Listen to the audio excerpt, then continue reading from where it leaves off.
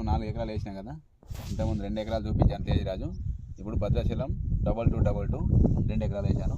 ఇది కూడా కాపు మంచిగా కాసింది, మంచి హైట్లో ఉన్నది, చేను కూడా గ్రోత్లో ఉన్నది.